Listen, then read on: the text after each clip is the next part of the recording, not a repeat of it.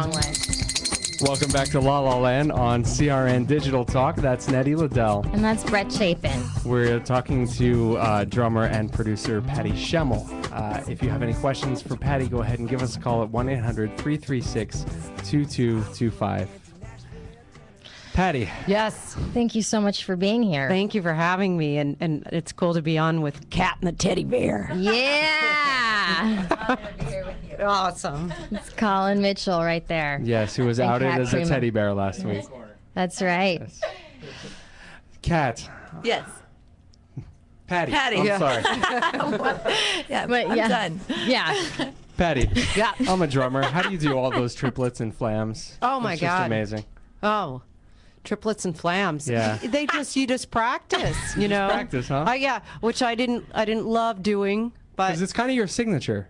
really is a it triplet and not? a flam? Yeah, I Isn't guess the so. flam kind of your signature? Yeah, I love a flam. Yeah. I love a flam. She loves a good flam. Who a doesn't? flam is like your big rock move. Because, I mean, you You know? just do a lot of that in your songs. It's Yeah. pretty awesome. So. Yeah. Cool. Flam. Yeah. Thank you, ma'am. Yeah. We're drum talking now. Drum Yeah. talking. I Sorry. mean, these are two drummers. I don't drum, but That's I a whole always, other you language. know, What What is a want. flam?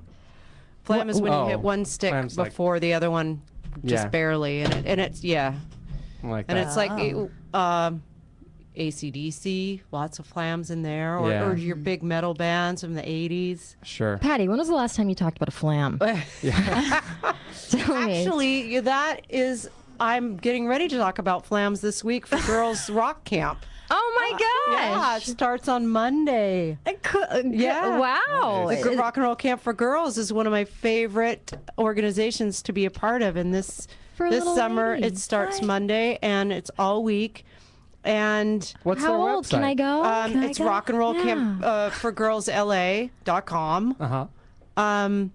And it's a nonprofit, and we teach girls how to play an instrument. They pick their instrument, and I teach all the drummers, and then they spend the mornings doing their instrument. Afternoons, they form bands. So then at the end of the week, we have a big show, and each band performs their song. Oh. Yeah, it's girls 8 to 17, and it's going to be at the Echoplex this year. That's great. Yeah, on Saturday, this coming Saturday. Very cool. So come out and support. We saw some of that in your film. Oh yeah, Yeah. there's some footage in there. Great. Yeah. So Kurt Cobain comes to you and Right. he says, Courtney needs a drummer. Uh-huh. What are your thoughts on that? I know that you were friends with Kurt, and you probably didn't think too much of it at the time, but did you even have any idea how big it would get? No, not at all. You know, I mean, Nirvana had just started. Nevermind came out, and it it was a pretty big deal when it came out. But Still I a big never deal. thought It's in still a a big million. deal. It's Yeah, crazy. it is still a big Yeah, deal. it took the punk scene that was going on back Right. then and the glam rock scene and just threw it out the window. Yeah. You know? And so it was. I never thought in a million years it would be that big, And then when Kurt called and said, do you want to play drums in my wife's band? I was like, sure, I'll come and check it out, And it turned out to be a lot of fun and, difficult as well, but it was pretty cool. So. It was pretty hardcore. I mean, weren't you staying with them? Yeah, I Yeah. lived with them. Actually, Yeah. I had to move back down to Los Angeles from Seattle to start, recording and rehearsing, and so I just stayed with them. Full-time And- artist, 150%. Yeah. Seems like everything you do is 150%. Are you? I mean, you're like Yeah, very you gotta live it. passionate. Yeah. Yeah. True. And you can tell when you see her film and you see her eyes, it's like you've lived 5 lives, Patty. I mean, it's really, really insanely magnetizing. It's I don't know, Kat, you probably have better words for me. you could help me out with this one. One of the things that struck me a lot was watching the home videos of Kurt in your film, and just seeing him with Frances Bean and just being a really great dad. Yeah, that's the stuff that you don't really see, or that was just private stuff, and that's how he was at home, Mm-hmm. and